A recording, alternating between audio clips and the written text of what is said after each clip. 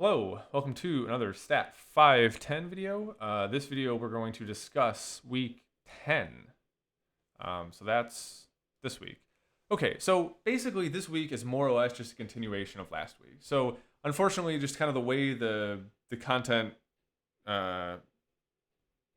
is arranged here, like the parametric inference chapter of the book, it's kind of, in my opinion, too much for 1 week, but not really enough for 2 weeks. But I don't want to like add another new content this week. So we're kind of just tying up some odds and ends. So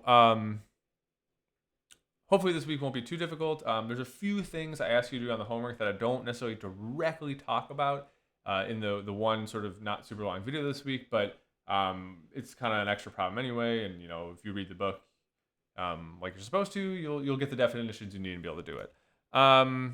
Right. So as always, just the homework, office hours, right. So the other thing I'm going to say in this video, because if I've timed these things correctly, you'll sort of hopefully be watching this video right around the time I do something else, which is release exam 1 grades. So just a couple quick things I want to say about that.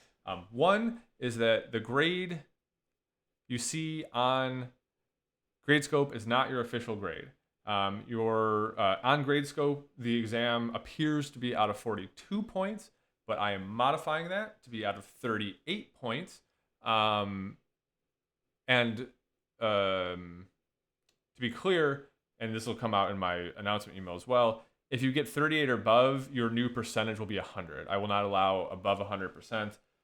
For various reasons I don't really want to have to justify, but there's a good reason for that. And also, if you scored 100 on the exam, I really don't think you're going to complain about not getting over 100% because you're going to do fine the rest of the class probably.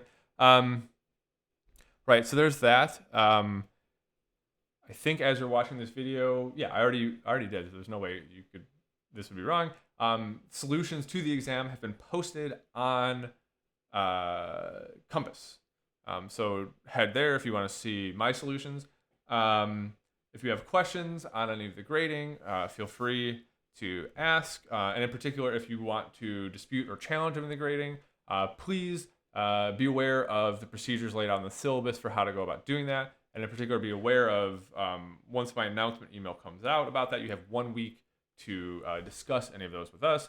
We do that for 2 reasons. One is to get you to look at your exam and the solutions while it's still somewhat fresh in your mind. And 2, so logistically, we don't have to deal with people asking for a bunch of points back at the end of the semester. So it helps you, it helps us. It's just a good thing to do. You should always look at your score when you get it back. You should compare it to the solutions. You should ask questions right away. So we're going to encourage that and then cut down on logistics for us later on. It's both selfish and I think correct to do.